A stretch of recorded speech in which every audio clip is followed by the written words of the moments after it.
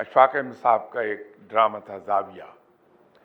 یہ در حقیقت خانقاہی نظام کا مراکش میں دوسرا نام ہے. مراکش میں اس کو زاویہ کہتے ہیں خانقاہ کو.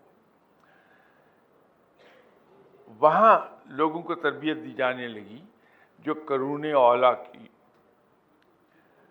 اخلاقی اقدار تھی.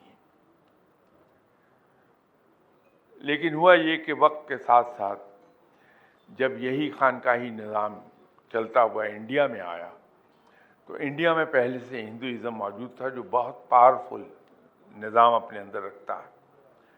یہی وجہ ہے کہ جو فاتح آتے رہے دوسرے ملکوں سے انڈیا میں وہ ہندوازم کو اپنے رنگ میں نہیں رنگ سکے لیکن خود اس رنگ میں رنگے گئے. سروائیول کا ایک طریقہ ان کا یہ سمجھ میں آیا کہ ہم ہندوازم کے رنگ میں رنگے جائیں. اکبر اعظم اس کی بڑی گلیئرنگ ایگزامپل ہے. تو یہاں جب یہ تصوف آیا ہے تو ہندوازم میں سادھوازم پہلے سے موجود تھا اور بڑا پاورفل سسٹم تھا. وہاں سے کنٹیمنیشن شروع ہو گئی. پھر ہم میں سے ایک بڑی اکثریت ہندو سے مسلمان ہوئی ہے. عقائد بدل گئے, اللہ کی رحمت ہم پر ہوئی. لیکن رہے ہم ہندوؤں کے درمیان تو کلچرل ویلیوز ہماری تبدیل نہیں ہوئی. کلچر وہی رہا. نتیجہ یہ ہوا کہ ہمارے تصوف کے اندر بھی سادھوازم کی پریکٹسز در آئی ہیں. تو یہ کنٹیمنیٹڈ فارم آف تصوف ہے, بگڑی ہوئی شکل ہے. اس کا اسلام سے کوئی تعلق نہیں. اسلام میں ترک دنیا کا کوئی تصور نہیں ہے.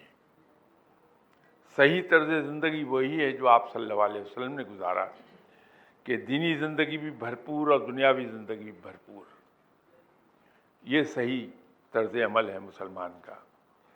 لیکن جو کنٹیمنیٹڈ تصوف نظر آتا ہے جس سے وہ بدنام ہوا, اس کے اندر مجاہدے, چلے, کنویں میں الٹا لٹک کے وظیفہ کرنا, دریا میں ایک ٹانگ پر کھڑے ہو کے وظیفہ کرنا رات رات بھر, یہ سب ہے. یہ تصوف نہیں ہے. تصوف وہی ہے جو انسان کو مکمل طور پر سنت پر عمل کروا دیتا ہے. تو اس لیے تصوف کو کوئی علیحدہ سے طریقے حیات مت سمجھیے اور نہ کوئی وہ شریعت کے پیرالل کوئی چیز ہے.